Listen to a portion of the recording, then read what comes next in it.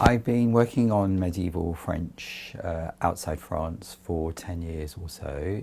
The quantity and variety of texts that were produced and which were available in Italy for Italian readers was something of a revelation to me. And this led me to work on Marco Polo, this really well-known, widely read text that everybody reads in translation, was in fact one of the most widely disseminated texts written in medieval French throughout the whole period, but it had been written by two Italians. This then led me to devise and lead a funded project funded by the AHRC, which ran from 2011 to 2014, which was called Medieval Francophone Literary Culture Outside France, which I worked on with Bill Birkfinkel at the University of Cambridge and Jane Gilbert at University College London.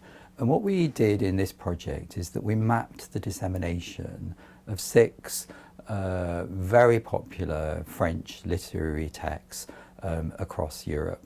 And what we were able to show in this project was that the success of some texts in French were due to their popularity outside France and possibly their popularity among non-native speakers, and also that their dissemination throughout Europe was not necessarily due, as traditional literary criticism would have it, simply to the prestige of French culture. The second funded project that I've directed here at King's is the value of French language and literature in the European Middle Ages, which is funded by the European Research Council over a 5-year period from 2015 to 2020.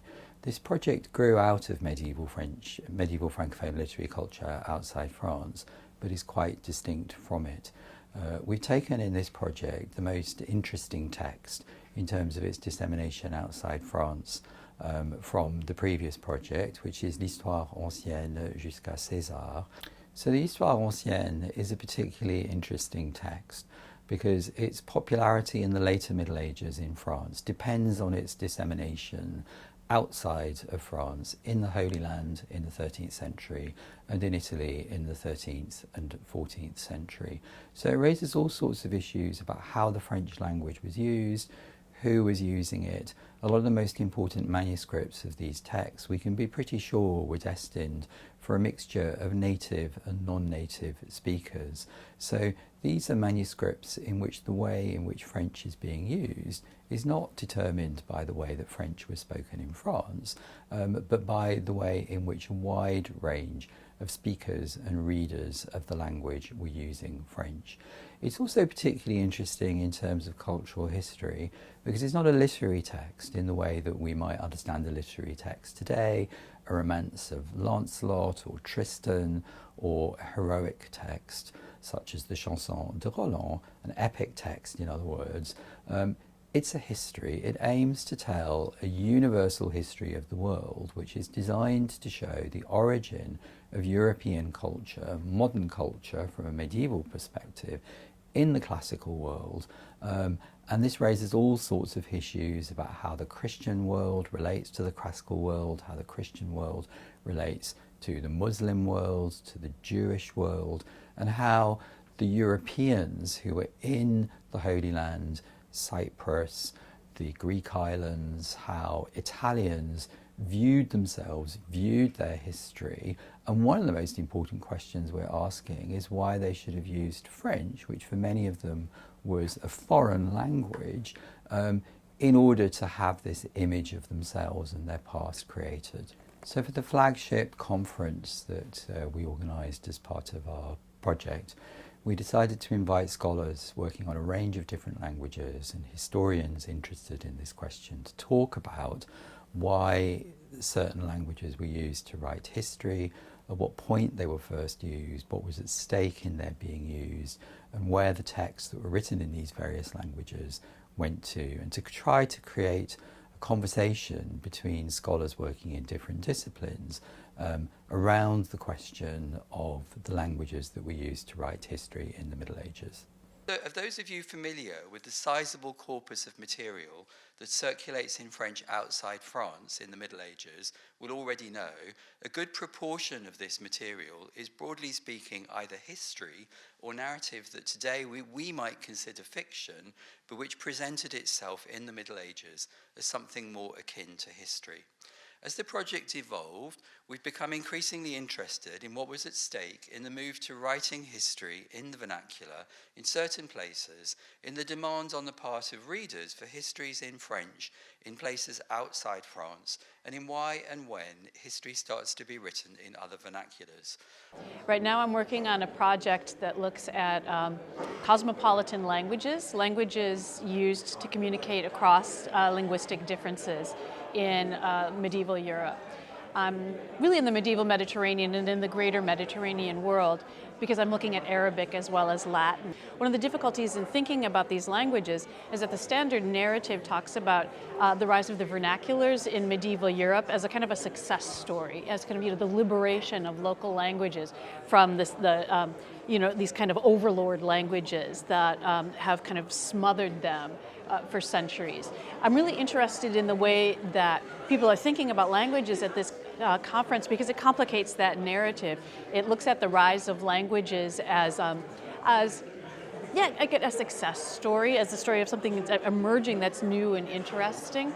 But it also thinks about the entangled history of the vernacular languages with each other and with Latinity and the other cosmopolitan languages that existed before them in the Mediterranean and in Europe.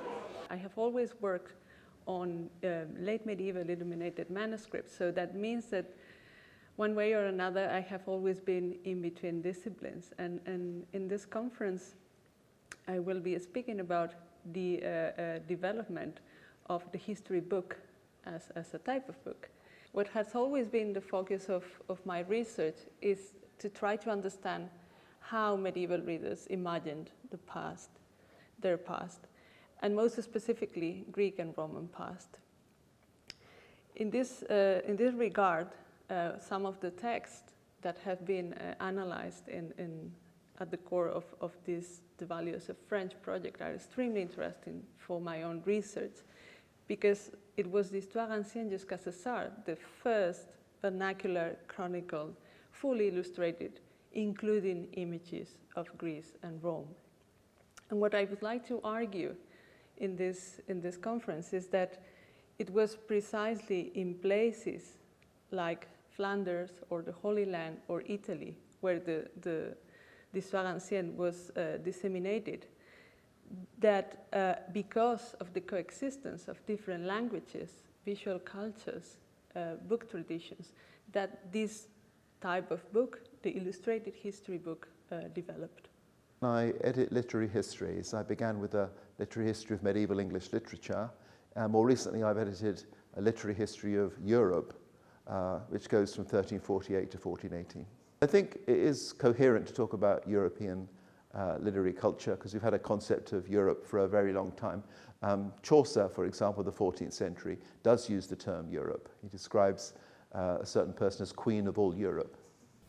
So with all of the research that I've been involved in on this topic over the last 10 years, I and my collaborators have sought to disseminate the results of our work as widely as possible within academia, to develop collaborations with institutions like libraries, and also to try and disseminate our work as much as possible outside academia. So part of the collaboration with the British Library has been concerned with digitizing manuscripts which were not previously available on a digital platform. So identifying within the collection French language manuscripts that were produced outside France, convincing the library of their importance, and then working with them, sometimes by using our own funding, to digitize these manuscripts, which then will stimulate research of other scholars as well as help our own research.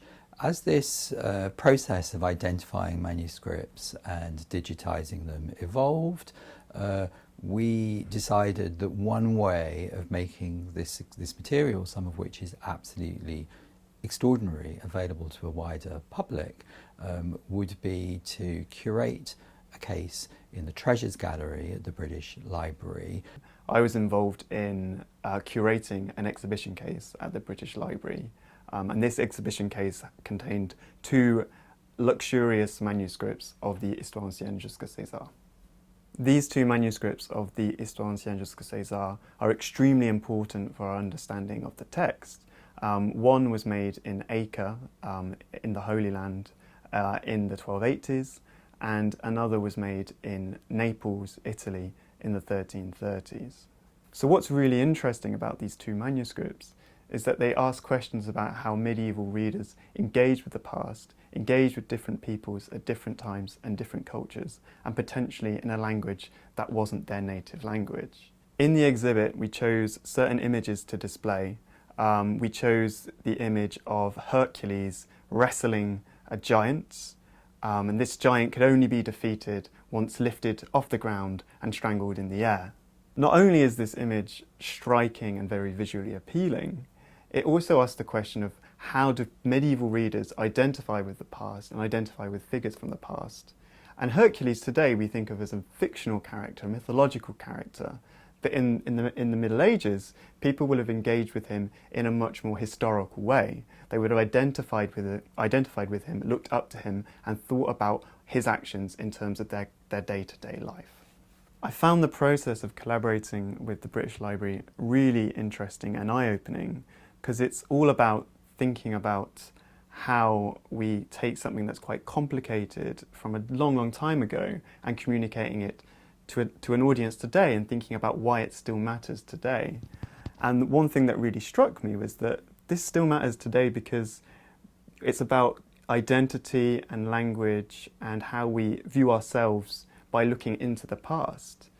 And I think this is especially important when we're talking about a text that travels around Europe, asking, is there more in common between Europeans than differences? We wanted this exhibition to coincide with our conference, part of which took place in the British Library in June in 2019. The reason why I wanted to include Robert Bartlett in this conference, and so was so eager also to hear what he had to say about the question of language, is that he wrote a remarkable book called The Making of Europe, which was published in 1993, which was really the first time that a medieval historian had taken a transnational view of Europe as a whole. So I'm Robert Bartlett, Professor of Medieval History Emeritus at the University of St Andrews, and I've worked on a variety of topics over the years, most notably conquest and colonization in medieval Europe, also the cult of the saints. I've written a book on the cult of the saints, and also on England in the period of the Norman and Angevin kings. So this conference and associated project are concerned with multilingualism in medieval Europe, and that's something I think that is very difficult to avoid if you're a medieval historian. I think it's everywhere. In my case in particular, I'd probably trace it back to my doctoral work, which was on Gerald of Wales, 12th century ecclesiastic, a very important source for the colonization of Wales and Ireland by the Anglo-Normans. And of course, his world by definition is multilingual. He's born in Wales of mixed Norman and Welsh descent. He's a churchman, so he's trained in Latin. His family are the people who lead the Anglo-Norman incursions into Ireland, into yet another linguistic area. So all the time, if you're working on him, you're talking about a multilingual world.